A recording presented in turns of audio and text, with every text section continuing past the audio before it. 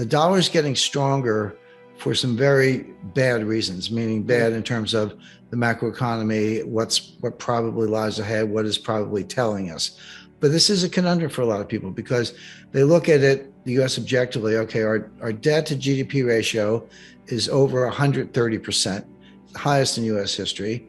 Tons of research coming from obviously Ken Rogoff, but really Carmen Reinhart, Vincent Reinhart, and others, but many others, not just them, that says at those debt to GDP ratios, you can't grow. You can maybe refinance and muddle through, but it always ends either in default, which is unlikely because we can print the money, that much is true, or extreme inflation where here's your $1 trillion back, good luck buying a loaf of bread. So we'll see how that plays out. But the way it's playing out in real time is that the U.S. economic growth is incredibly weak. So we've got high, sky high debt to GDP ratio. People talk unemployment close to an all-time low. Yeah, but even at 3.5% or so, that is extremely low. I mean, I go back to the 1960s, and that was low by the measures of the 1960s. But that completely ignores probably 8 to 10 million Americans who were perfectly able of having jobs and working, prime age 25 to 54 years old, who are not in the workforce. That measure is picked up in labor force participation rate, which is low. I mean, that peaked around 70% in 2000, up from the 1970s, and that was women coming into the workforce and other factors. But now it's down to around 62% and change. It ticked up a little bit in the last report, but it's still extremely low. It's never 100. I mean, there's always, you could be a homemaker, a student, they're retired, early retirees. There are a lot of reasons people aren't in the workforce, but not taking 10% off or 14% decline from the starting place in over 20 years. So if you throw those people into they're not called unemployed because they're not looking for jobs, but if you threw them in, unemployment would be closer to 10%, which is a recession or depression level, actually. So, and I could go on, but the point is there are all kinds of signs of weakness. So, if we have the deficit's out of control, and your trade deficit's out of control. So what's not to like? You look at all that and say, what, are you kidding me? I mean, get me out of the dollar, go get anything else. Why is the dollar so strong? And the answer is, for this, you have to go behind the curtain. You have to look into what's called the plumbing of the international monetary system. And I had a discussion, and this goes back, this is 1980. So I'm an young, up and coming vice president of Citibank. That's back in the days when it was a bank before they turned it into a hedge fund. I'm like a 27 or whatever, a 28 maybe year old lawyer, but I'm talking to Walter Wriston. It's a one-on-one conversation. He was, for those who don't know the name or don't recall, he was probably the second greatest banker of the 20th century after Pierpont Morgan. So I'll give Morgan the prize, but he left around 1910. And Wriston was the inventor of the eurodollar. The negotiable certificate of deposit. Eurodollars are around a little bit earlier, but he took the CD that was your interest in the eurodollar and made them negotiable and tradable. So I'm having a conversation with him, and I had just seen this movie.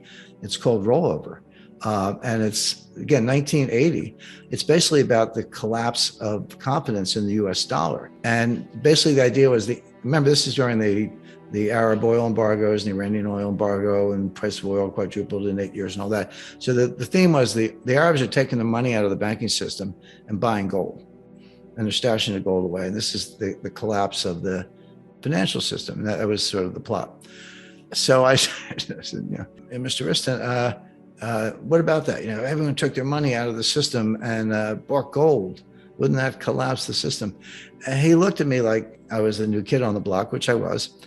And he said, well, what you have to understand is that you can take your money out of the bank and you can buy gold. But the person who sold you the gold got the money and they put it back in the bank. So it doesn't go anywhere. It's a closed circuit. And of course, now I'm like, oh yeah, you're right. Of course, he's right. And he said, so the stability of the system doesn't depend on who sells what for dollars. Yeah, it affects exchange rates a little bit and interest rates with the price of gold. But he said the money always, it can't literally disappear. It has to go back into the system. It's a closed circuit. And of course, that's how the Eurodollar system works. But it presupposes that you can always borrow in the Eurodollar market. In other words, that closed circuit analogy is correct, provided the big banks are willing to lend to each other. So if my example, if UBS was selling the gold and to the Arabs and they got the money and they put it back in Citibank Nassau, it's all good. But what happens if that money supply, now I'm talking about Eurodollars, actually shrank? And that is a heart attack in the global financial system. So now we're like, well, okay, what's going on? And believe it or not, there's a global dollar shortage. And when you say that, people say, wait a second, you kidding me? The Fed printed, the Fed's balance sheet in 2008 at the start of the global financial crisis was $800 billion. It was $4.5 trillion by the time we got to the end of the taper in November 2014. Then, okay, Yellen a little bit, but mostly Powell got it. They started quantitative tightening. They got it back down to around 3.5 trillion by the time COVID came along. And then boom, it's up to 7.5 trillion, might have gone higher than that. And that's M0. M1 was exploding even more. So how could there be a dollar shortage? And that has a two-part answer. One is the money printing, at least M0, is irrelevant. It just doesn't matter. Because how do they print the money? Well, the Fed buys securities from the primary dealers. And I was, after I left Citibank, I joined one of the biggest primary dealers, and I was there for 10 years. So I had a front row seat. That was back in the days when the Fed was actually tough on people. But my point is, I was a counselor, a primary dealer. We talked to the Fed every day. And so the primary dealers are the ones where the Fed open market desk, the New York Fed does monetary policy. They buy, so they call up Goldman Sachs or Citi or whoever. So you offer me, 5-year notes or 2-year notes or whatever. Here's a price done. The banks send the securities to the Fed, and the Fed pays for it with money that comes out of thin air. But here's the part that matters. What do the banks do with that money? They give it back to the Fed in the form of excess reserves. The bank deposit at the Fed, in effect. Mm-hmm. So that money never went anywhere. It was created. It is on the balance sheet. But it all went to the asset side, which were securities, and it never went into the economy.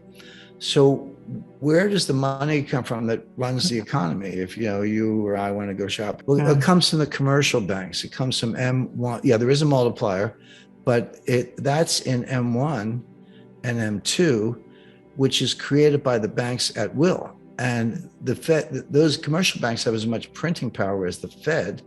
They just do it differently by lending money or buying securities and paying for them with money that they create. So and that never happened. It happened to some extent, but not nearly to the extent that what the Fed was doing with M0. So M0 didn't really matter. I mean, I hate to break it to people. Commercial banks do matter. Eurodollars do matter. That's how we run the system. People say, well, how can you have a dollar shortage with trillions of dollars of new money? You have $1 quadrillion of derivatives in the banking system as a whole. So that slice, whether it's the 7 trillion of M0 or a larger number, perhaps 24 trillion of M1, that has to support $1 quadrillion of derivatives. And by the way, for those who don't know, a quadrillion is 1,000 trillion. That's what a quadrillion is. So now, it's not dollar for dollar. Jamie Dimon would say, well, who cares? Just put up a little collateral. But you had to put up some collateral. And then you get into the collateral issues. Like, well, what's good collateral? The answer is, and this is what the banks are saying to each other. And this goes back to my conversation with Walter Wriston and the movie Rollover and all that. The banks are, and in fact, what happened in 2008, the banks are looking at each other saying, I don't want your corporates. I don't want your mortgages. I don't even want your 10-year notes. Give me, at a stretch, I'll take a 2-year note with a haircut, or what I really want are 30, 60, 90-day bills. I want treasury bills. And so you got to go out and get the treasury bills, and they're dollar denominated, which means you need dollars. So if you're Credit Suisse or Barclays or Hong Kong, Shanghai or Deutsche Bank, you don't live in a country that prints dollars. The US does, but the European Central Bank doesn't. So there's this enormous demand for dollars, not because they love the dollar, but because they need to buy dollar denominated collateral of a very high quality in order to pledge as collateral to support the quadrillion derivatives position and plus any other trading they're doing. And so that's the clue. That's the secret that unlocks, or the key that unlocks the whole mystery, which is it doesn't matter what the debt, for now anyway, it doesn't matter what the debt to GDP ratio is, the deficit is, the labor force participation rate, the weak, none of that matters. What's going on, not in M0, but in M1 and euro dollars in particular, is a mad scramble for dollar-based, high quality dollar-based collateral. And that's what's driving the dollar.